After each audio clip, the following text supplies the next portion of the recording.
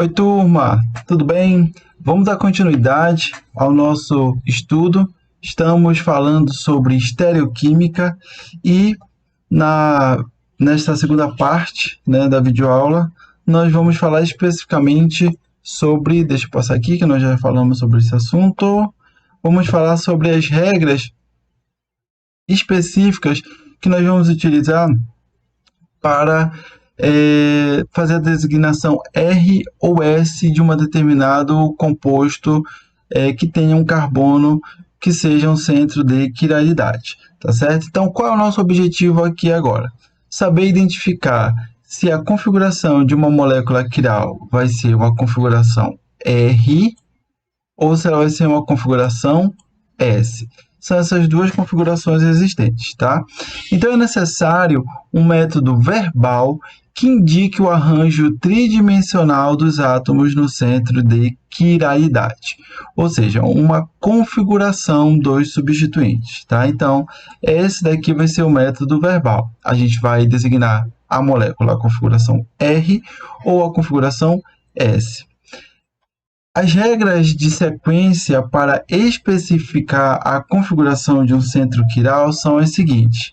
Primeiro, você precisa observar os 4 átomos ligados diretamente ao centro de quiralidade e atribuir prioridades em ordem decrescente de número atômico, o número atômico do átomo ligado diretamente ao átomo de carbono, tá certo? Então, cada átomo de carbono vai ter 4 ligantes, podem ser um ligante simples ou um ligante composto, tá certo? Porém, você vai observar o ligante diretamente ligado ao carbono e, em ordem decrescente de número atômico, você vai atribuir as ordens de prioridade. Ou seja, aquele átomo que estiver ligado diretamente ao carbono quiral e tiver o maior número atômico vai ser o primeiro na prioridade, tá?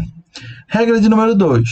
Se não puder chegar a uma decisão pela classificação dos primeiros átomos nos substituintes, olhe o segundo, o terceiro e assim por diante, até que seja encontrada a diferença. E por fim, a regra 3, os átomos com ligações múltiplas são equivalentes ao mesmo número de átomos com ligações simples. Vamos observar essas regras na prática para que elas se tornem mais fáceis de serem compreendidas. Olha aqui um exemplo, que no caso seria um exemplo da regra 3. Então, por exemplo, aqui eu tenho meu carbono quiral. Opa, desculpa. Esse daqui é o meu carbono quiral. Então, quando eu tenho uma ligação dupla, essa ligação dupla equivale a esse daqui, ao que se ele estivesse ligado a dois átomos de oxigênio. Bom, para que a gente faça a descrição, né, da configuração RS, né, é necessário que a gente promova uma orientação específica da molécula, para que a gente possa fazer, de fato, a configuração correta. Para que isso ocorra, você poderá realizar 2 trocas na posição dos substituintes, né, para que você faça uma organização desses substituintes em uma ordem lógica de prioridade. Tá? Então, aqui, a primeira troca, ela sempre vai ocorrer, na realidade, com um grupo de mais baixa prioridade, ou seja, o grupo de prioridade 4, né? Que ele deve estar sempre o mais afastado do leitor. E a segunda troca será entre os substituintes na primeira, segunda e terceira posição.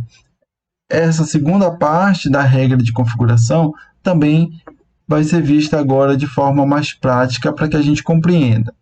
Então, olha lá.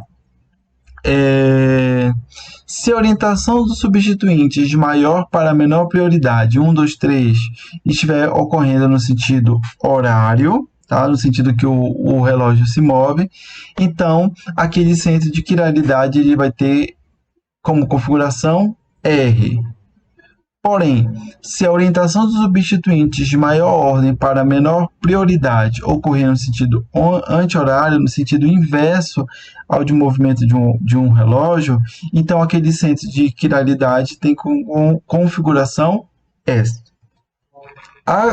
O R, né, ele vem do latim rectus, que significa direito, e S, ele vem de sinister, também do latim, que significa esquerdo. Né? Então, aqui eu coloco para vocês, né, vocês vão observar a molécula sendo vista de forma frontal em uma ordem de prioridade. Né? Então, se eu tenho sentido horário, configuração R.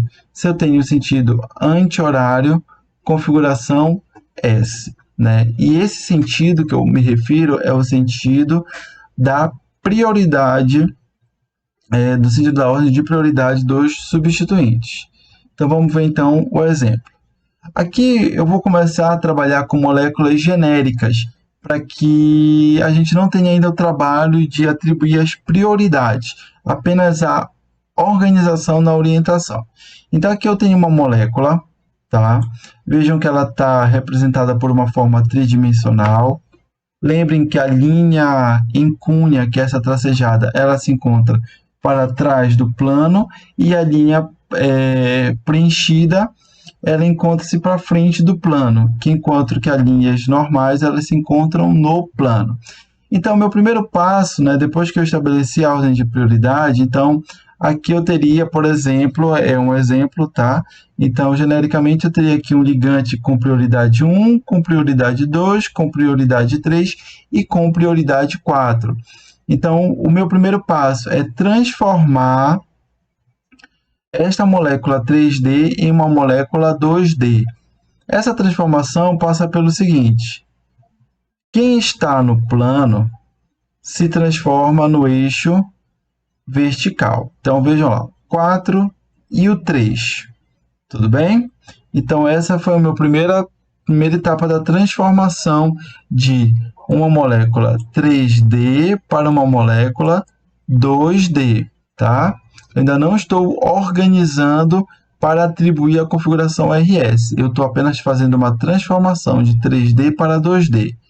Agora eu preciso transformar aqui.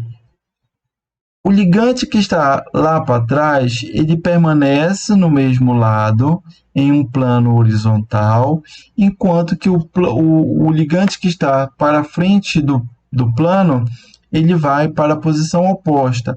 Né? Então, o meu objetivo é colocar esses ligantes em uma cruz. Tá? Então, quem é que fica na vertical? Os ligantes que estão no plano. Quem fica na horizontal? Lado esquerdo, o ligante que está lá para trás. Quem fica do lado direito, o ligante que está para frente. Beleza. Agora que eu fiz a transformação para uma estrutura 2D, eu vou fazer as trocas que são as trocas que ocorrem aqui nesta regra aqui. Primeira troca, transformar o grupo, colocar o grupo de mais baixa prioridade para a parte de baixo, ou seja, mais afastado do leitor, e depois realizar uma segunda troca entre os três substituintes. Pessoal, é obrigatório efetuar duas trocas. Nenhuma, nem três. São duas. Obrigatório. Então, vamos lá. Vejam só. Qual é a primeira troca? Passar o ligante de menor prioridade para a parte de baixo. Então, eu vou trocar o 4 com o 3 e o 3 vai para o lugar do 4. Pronto, fiz isso daqui. Vou olhar agora para fazer a segunda troca. Lembrem que a segunda troca vai ser entre somente os ligantes de prioridade 1, 2 e 3. Qual é o meu objetivo? É colocá-los aqui, né, em ordem. Então, 1, 3, 2, 4 não está em ordem, né? Num ciclo, para a direita ou para a esquerda. Então, o que eu posso fazer? eu posso trocar, tá, esse 2 com esse 3.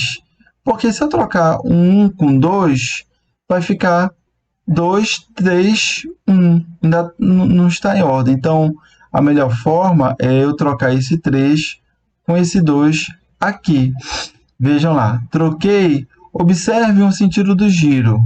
1, 2, 3, 4. Vejam o sentido. 1, 2, 3, 4. Então, o sentido de ordem está no sentido horário. Logo, esta molécula vai receber a configuração R. Tá? Então, o centro de quiralidade apresenta a configuração R. Vamos ver o segundo exemplo. Novamente, tenho que começar passando do 3D para o 2D. Vejam, quem está no plano se transforma na linha vertical, 4 em cima e 3 embaixo. Quem está para trás do papel, do plano, permanece no mesmo lado, que nem esse daqui, vejam, quem está para trás permaneceu do mesmo lado, na linha horizontal, enquanto quem está para frente do plano vai para o outro lado da linha horizontal. Beleza! Fiz a transformação de 3D para 2D. Agora nós vamos fazer a troca para poder atribuir a configuração RS. Novamente, devo começar passando o de menor prioridade sempre aonde ele estiver, tá? Se estiver em qualquer outra posição, nesses dois exemplos está coincidindo de aparecer aqui em cima, mas ele pode aparecer em outras posições. Ele deve vir para a parte de baixo. Então, veio para a parte de baixo. Vou organizar agora aqui, 1, 2 e 3. Pessoal, se eu coloco 1 para cá, vai ficar desorganizado. 1, 2, 4. 2, 3, 2, 1. Então, a melhor troca é aqui, o 2 com 3. Vejam, sentido da progressão da prioridade. 1, 2, 3, 4. Esse daqui é o sentido anti-horário. Está girando, né, a prioridade no sentido contrário ao do relógio. Por isso, eu posso dizer que esse centro de quiralidade ele apresenta a configuração S. Vamos ver exemplos agora reais, exemplos com substituintes verdadeiros. Qual é o meu primeiro passo? É atribuir a ordem de prioridade. Vale uma dica para vocês, pessoal. O hidrogênio tem número atômico 1. Então, ele sempre vai ser o último da prioridade. Então, viu o hidrogênio? Já põe aqui. Prioridade 4, prioridade 4. Depois, o átomo de carbono tem número atômico 6, que é o primeiro ligante aqui. Aqui eu tenho um átomo de oxigênio, que tem número atômico 8. E aqui o carbono novamente. Então, vejam lá, o número atômico do átomo de oxigênio, que está ligado diretamente aqui a esse carbono, já é maior do que o do carbono. Então, eu já sei que ele vai ser prioridade 1, tanto aqui quanto aqui. Falta saber agora quem é prioridade 2 e quem é prioridade 3.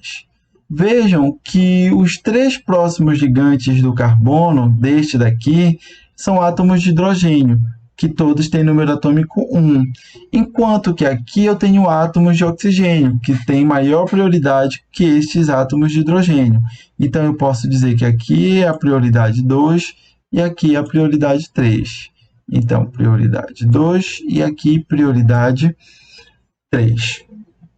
Feito isso, eu vou começar com a molécula de cima, fazendo a transformação do 3D para o 2D.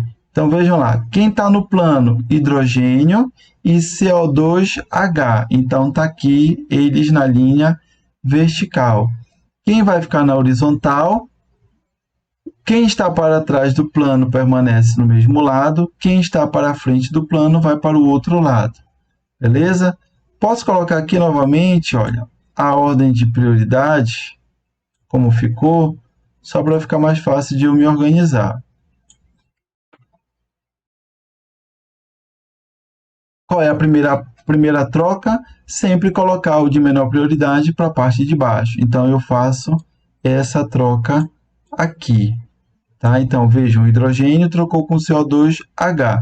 Beleza. Agora, o CO2 que tem prioridade 2, ele aqui 4, prioridade 1 e prioridade 3, vejam que já fica uma molécula organizada. Só que, o que foi que eu acabei de falar para vocês? É obrigatório fazer duas trocas. Nenhuma, nem três. Duas.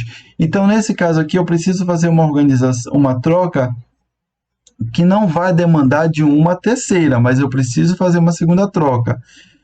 A melhor forma é você trocar um 1 com 3. Vejam que quando troca 1 com 3, você vai ter essa configuração aqui.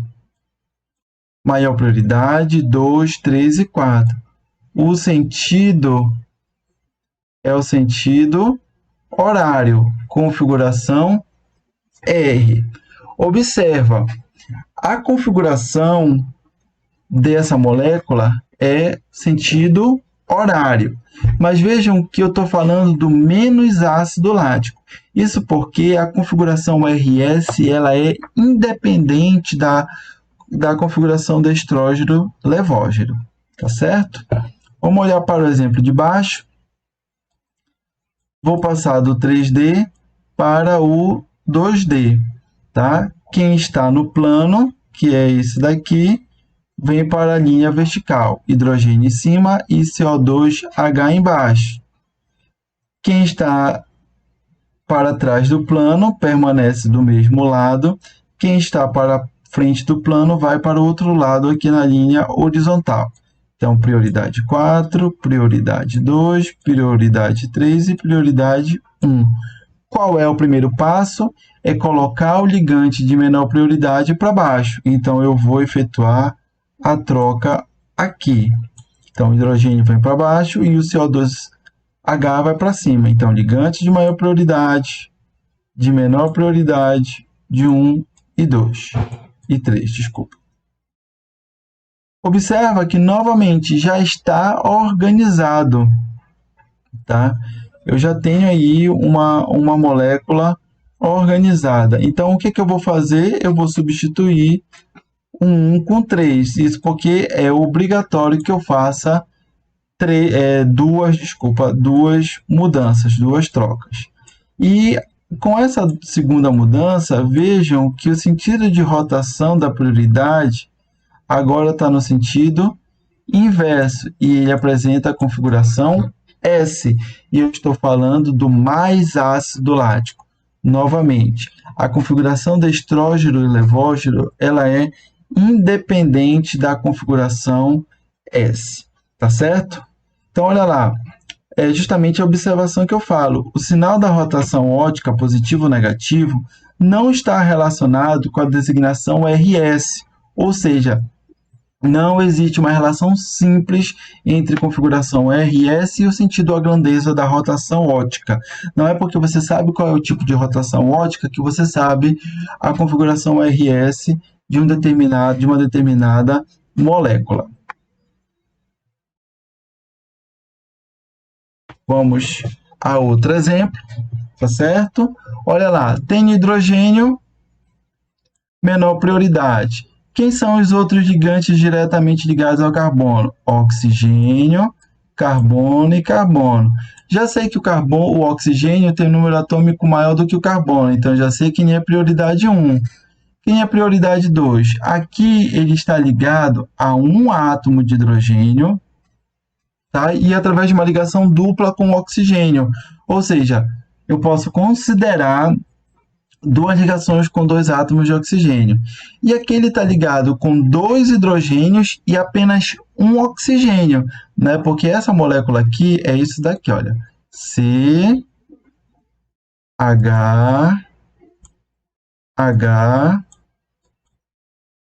OH. Essa daqui é isso daqui. Então, essa ligação, Esse carbono está ligado a essa estrutura aqui. Então, quando eu comparo com essa daqui, que é CH dupla O. Como é dupla, eu posso considerar que é desse jeito. Então, ele tem 2 gigantes de prioridade maior do que aqui, que só tem um. Tá? Então, deixa eu apagar. Então, é dessa forma que eu consigo dizer que o ligante CHO tem maior prioridade sobre o ligante CH2COH. Vamos lá, então, fazer agora o que a gente precisa. Prioridade 2, prioridade 3. Olha lá, quem está no plano vem para a linha vertical, HICHO. Quem está para trás do plano permanece no mesmo lado na linha horizontal. Quem está para a frente do plano vai para o outro lado. Ligante de prioridade 4, ligante de prioridade 2, ligante de prioridade 1 e ligante de prioridade 3. Vou fazer a primeira troca. A primeira troca é sempre trocar e passar o ligante de menor prioridade para baixo. Então, fiz isso. Está aqui ele, aqui está o 2, aqui está o 1 e aqui está o 3. Opa, está organizado, mas não tem problema. Eu preciso fazer uma segunda troca. Então, eu vou fazer a segunda troca aqui, entre o 1 e o 3. E aí eu vou ter 2, 3, 1 e 4. Qual é o sentido de rotação? 1, 2, 3, 4. Opa, o sentido anti-horário. Logo, aqui a minha configuração é a configuração S. Essa é a molécula do S-gliceraldeído, né, que tem aí uma rotação específica de menos 8,7 e é uma molécula levógera. Tudo bem? Vamos ver mais um exemplo, tá? Vou fazer aqui, né, a transformação do 3D para o 2D. Vejam, hidrogênio, CO2H, está para trás do plano, permanece no mesmo lado. Para a frente do plano, vai para o outro lado, na linha horizontal da nossa cruz. Vou fazer a primeira troca. Vou atribuir as prioridades. Prioridade 4. O nitrogênio ele tem número atômico igual a 7. Então, prioridade 1, prioridade 2, porque ele está ligado a 2 átomos de oxigênio. Quando empata aqui com esse CH3, que só está ligado a átomos de hidrogênio, que tem menor prioridade. Então, primeiro passo, fazer essa troca aqui, colocando sempre o ligante de menor prioridade para baixo. Então, 4, 2, 1 e 3. Última troca, que eu preciso fazer duas, já que está organizado, eu vou trocar aqui o 1 com 3. Então, 3, 2, 1 e 4. Sentido da rotação, novamente sentido anti-horário. Também tem a configuração S, é a S-alanina, né, que é o ácido S+2-aminopropanoico, que tem uma rotação específica de mais 8,5, uma molécula destrógena. Novamente, você pode ver que a relação destrógeno-levógeno não existe com a configuração R e S. Duas moléculas com configuração S, sendo uma levógena, a de cima, e a de baixo, destrógena. Perfeito? Bom, visto isso, né, essa atribuição de configuração de um composto em RS, nós podemos olhar para a definição do que é o diastereoisômero, ou o que são os diastereoisômeros, né? Então, a situação ela vai se tornar mais complexa com moléculas que, quando uma determinada molécula tiver mais de um centro de quiralidade.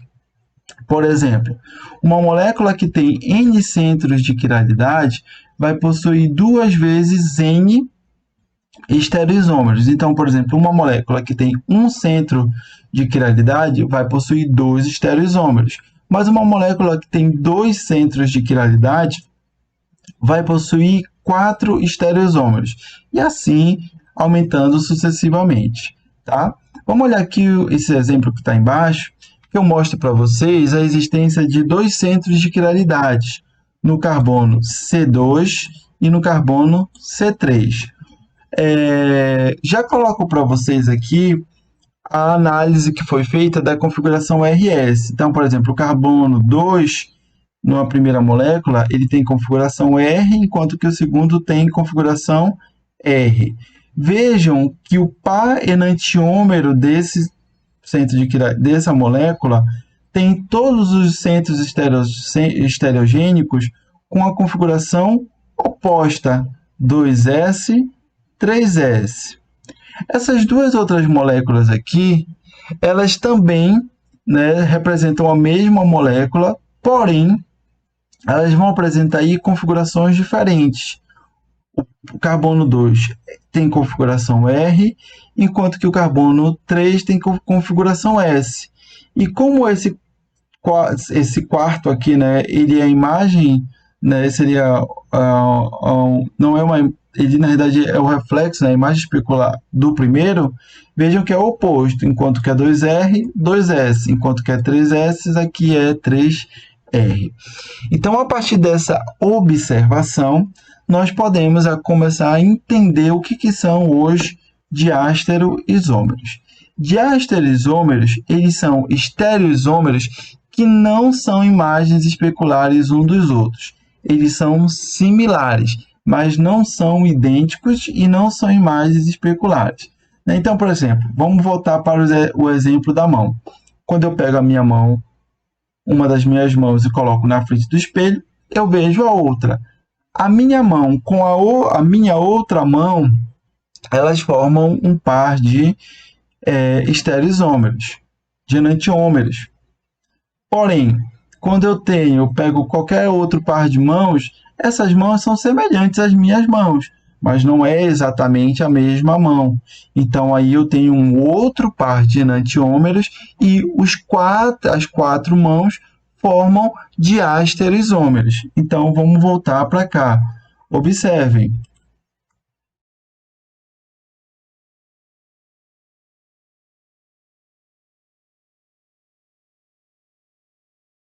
Vejam que esta molécula é a imagem especular. Então, aqui eu tenho um par de enantiômeros. Mas aqui, essas moléculas não são imagens especulares. Vejam que eu coloquei em destaque aqui estes substituintes em vermelho. Vejam que ou eles estão de um mesmo lado, à direita, ou à esquerda.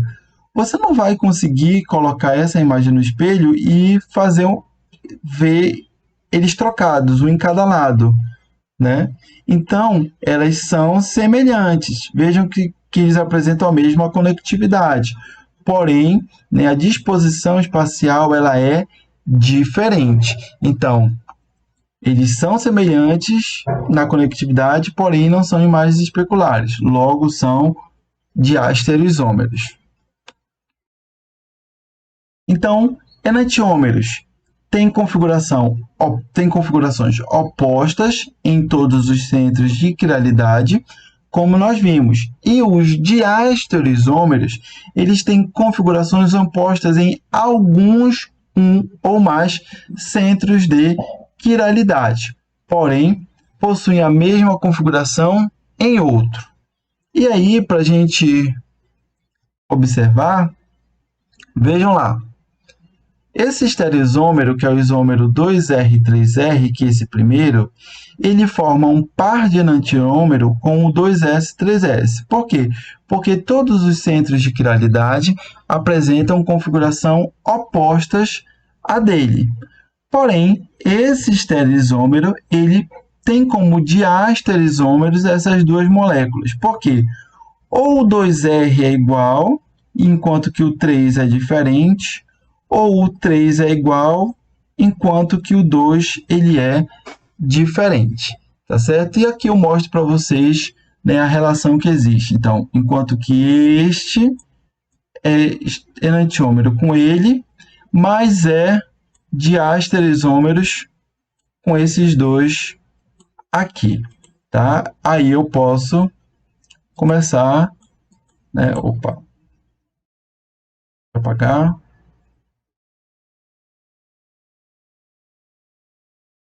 E aí eu posso continuar vendo essas considerações. Esta molécula é um enantiômero desta, porém ela é diáster isômero destas duas aqui, tá certo?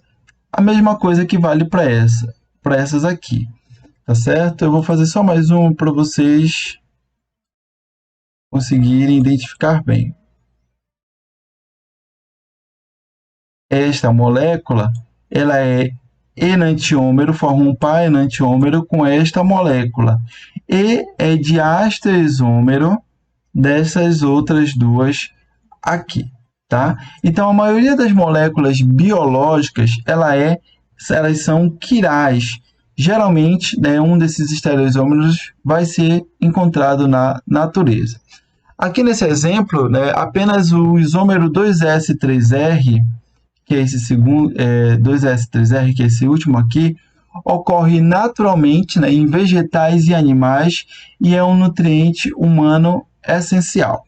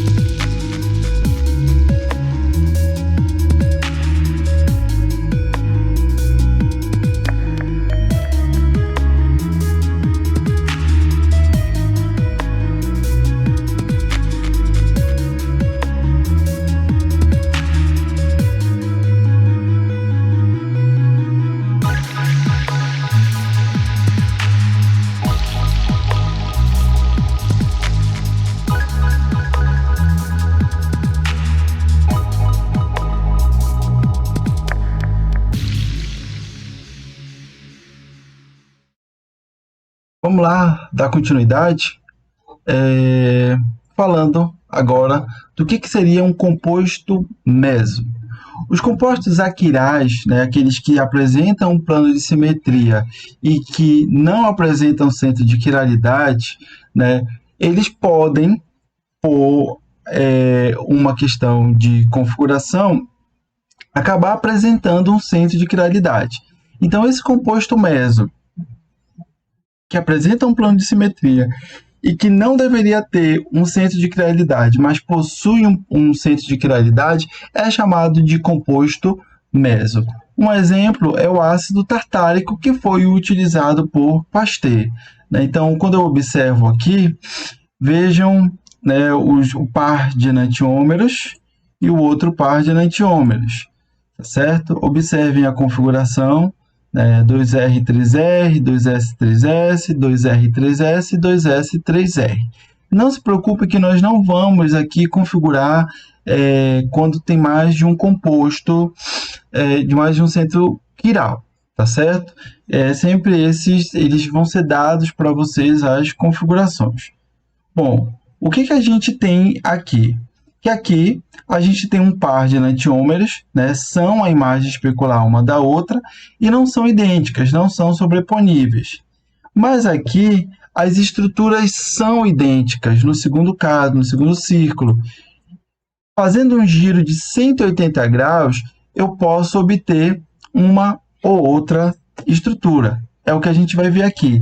Essa é a primeira estrutura, que quando eu faço o giro nela de 180 graus, tá? Então ela se transforma em uma e volta a ser quem ela era. Então, na realidade, eu não tenho aqui, vamos voltar aqui, eu não tenho duas moléculas diferentes, eu tenho, na realidade, duas moléculas iguais. Isso porque elas apresentam um plano de simetria. É uma molécula aquiral, que apesar de ter um centro de quiralidade, tá certo? Não possui a atividade ótica.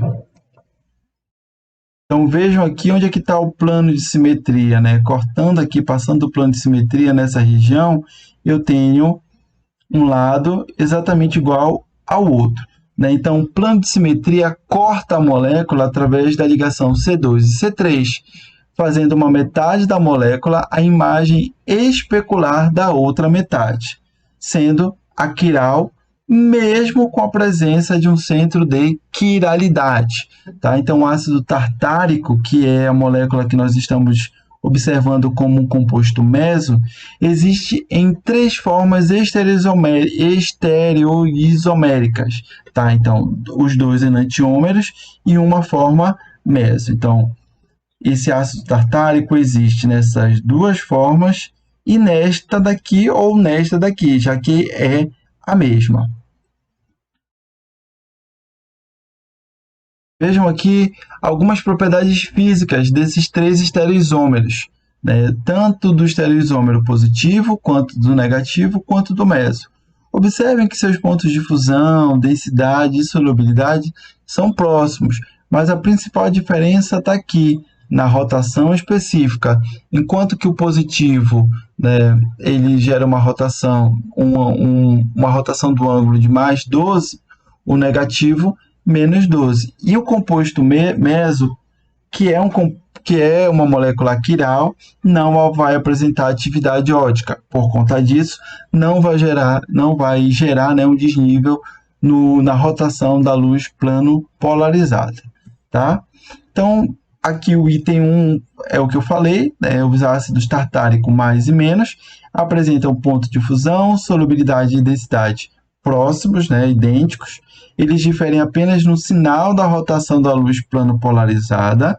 E o isômero meso é diastereisômero em relação à forma positiva e negativa, ou seja, ele não possui uma relação especular, ele não é uma imagem especular nem da forma positiva, nem da forma negativa. Ele é um composto totalmente diferente e, portanto, apresenta propriedades físicas diferentes, né? Veja que quando eu observo, comparo, né, com a dos dois, positivo e negativo, ele apresenta essa diferença. Nesse sentido, é importante também a gente conhecer as misturas rancêmicas e a resolução, né, de enantiômeros. Essas misturas rancêmicas são os famosos rancematos, né?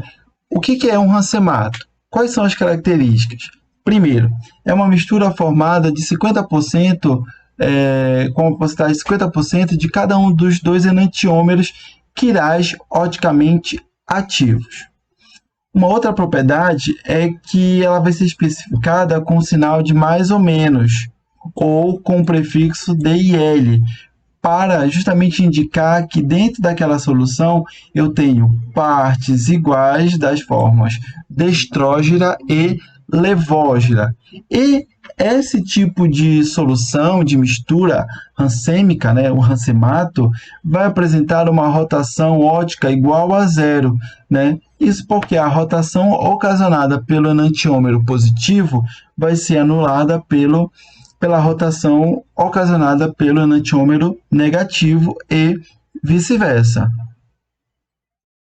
Olha só, por pura sorte, Pasteur foi capaz de separar ou resolver, né, o ácido tartárico rancêmico nos enantiômeros positivo e negativo por meio da cristalização fracionada, que foi, né, aquele trabalho que eu mostrei para vocês, né, que somente 25 anos depois foi reconhecido como, né, o berço, né, vamos dizer assim, do estudo da estereoquímica, né?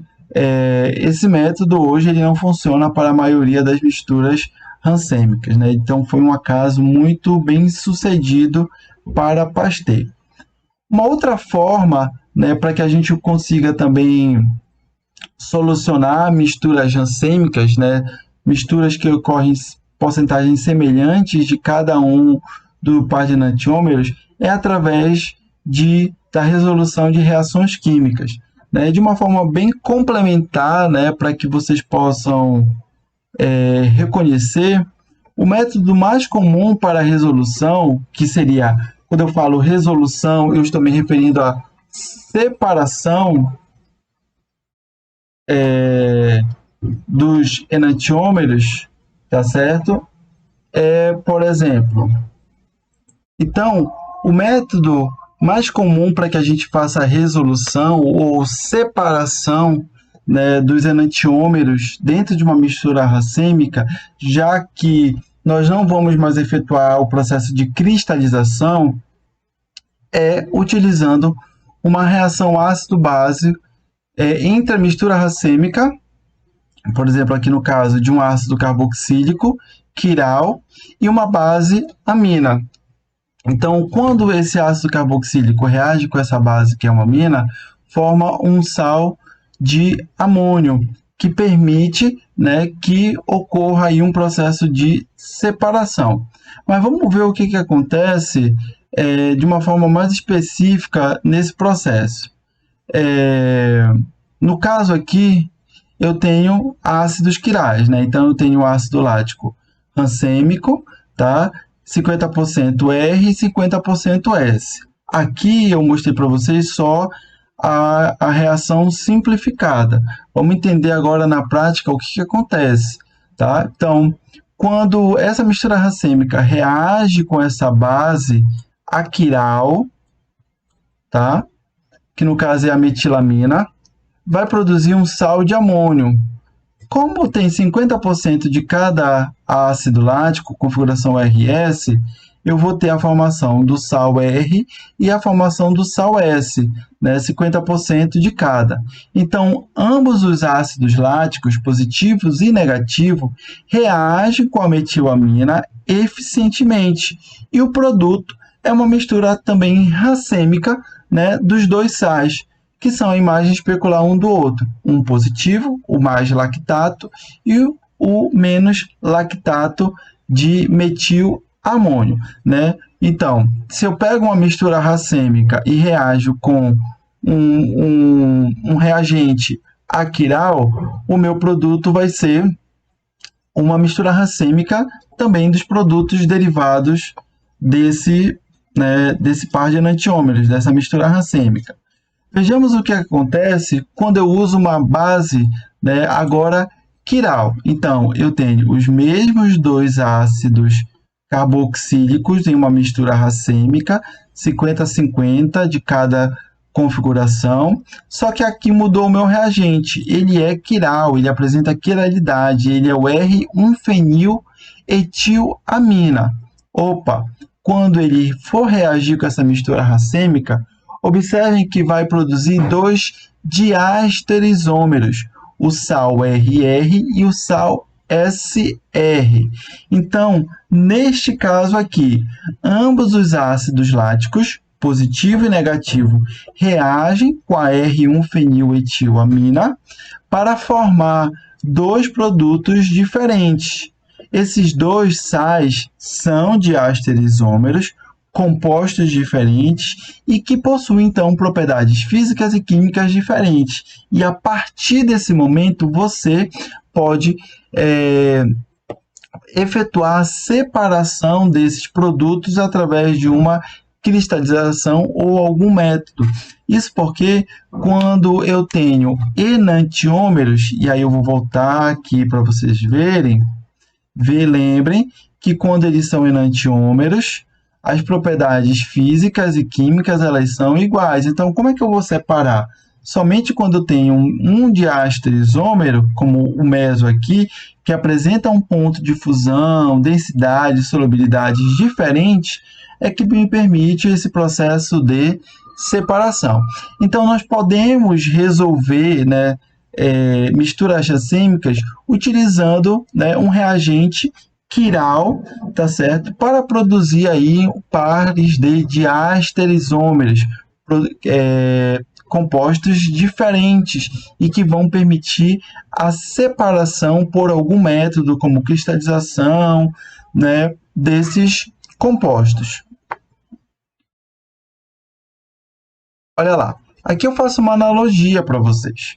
Estereoquimicamente, ambas as mãos pegam a bola de tênis de maneira eficiente e os produtos, bola na mão esquerda versus bola na mão direita, vão ser a imagem especular um do outro. Porém, quando eu pretendo calçar uma luva, né, em mão direita e mão esquerda, eu não vou ter a luva sendo, né, eficiente aí, né, independente da mão. Os produtos mão direita na luva direita e mão esquerda na luva direita, eles vão ser imagens, não vão ser imagens especulares, são completamente diferentes, né? Então, eu tenho como a partir desse momento efetuar a separação. Mostro aqui para vocês justamente isso, que quando eu tenho um par de enantiômeros, tá? Eu tenho o mesmo produto com propriedades químicas e físicas diferentes, aonde a diferença vai existir somente no sinal do ângulo de rotação da luz plano polarizada. Porém, quando eu tenho diastereisômeros, tá, eu tenho compostos químicos que vão apresentar propriedades físicas e químicas que são diferentes. E, por conta disso, você consegue separá-los. De uma forma geral, vamos fazer aqui uma revisão sobre isomerismo, tá? Para a gente finalizar a nossa videoaula. Então, o que são isômeros? São compostos que têm a mesma fórmula química, porém, podem apresentar ou vão apresentar estruturas químicas diferentes. Eu posso ter isômeros chamados de isômeros constitucionais, né, que é quando esses átomos vão estar ligados de maneira diferente. E eu tenho aí diferentes tipos de isômeros constitucionais. Isômeros de cadeia, de função, posição. De cadeia, quando tem, por exemplo, cadeia aberta, cadeia fechada. Funcional, que é quando a função química do composto é diferente, né? Então eu tenho ali a mesma fórmula química, mesma quantidade de cada um dos átomos, mas a forma como eles estão organizados geram funções diferentes. E também na posição, a posição de repente de um heteroátomo ou de um grupo funcional. E eu tenho os isômeros chamados de estereoisômeros. Estes isômeros, eles apresentam átomos ligados na mesma ordem, porém apresentam uma orientação espacial diferente. Dentro dessa caixinha, nós estudamos os enantiômeros, né, que apresentam a imagem especular do outro, porém não são sobreponíveis, né, então não apresentam um plano de simetria e apresentam centro de quiralidade, gerando na molécula o fenômeno da quiralidade. Diastereoisômeros não são isômeros, não são imagens especulares, porém ali apresentam átomos ligados na mesma ordem, né, e a orientação espacial que é diferente. Exemplos de diastereoisômeros que nós vimos também é a isomeria cis e trans, tá? E a configuração RS que nós acabamos de ver para configurar cada um dos centros de quiralidade. Aqui eu mostro para vocês, né, exemplos de isômeros constitucionais, né, cujos átomos são ligados de maneiras diferentes. Então, vejam, cadeia de carbonos diferentes. Aqui eu tenho uma cadeia ramificada e aqui é uma cadeia linear. A quantidade de átomos, de cada um dos átomos, carbono e hidrogênio, é a mesma. Grupos funcionais diferentes. Aqui eu tenho um álcool etílico, hidroxila ligada a um carbono sp3. E aqui eu tenho um éter dimetílico. Eu tenho um oxigênio como um heteroátomo. Grupos funcionais em posições diferentes. Vejam, aqui o grupo funcional está ligado a um carbono secundário, enquanto que aqui o grupo funcional está ligado a um carbono primário, carbono de número 1. Aqui está ligado ao carbono de número 2. Então, essa é a isomeria constitucional, que não é o foco da nossa aula. O foco, até então, né, foram os isômeros. Né? Eles apresentam compostos cujos átomos estão ligados na mesma ordem, porém, orientação espacial diferente. Veja aqui um par de enantiômeros sem plano de simetria, carbono, que é um centro estereogênico, quatro substituintes diferentes. Diastereisômeros, tá certo?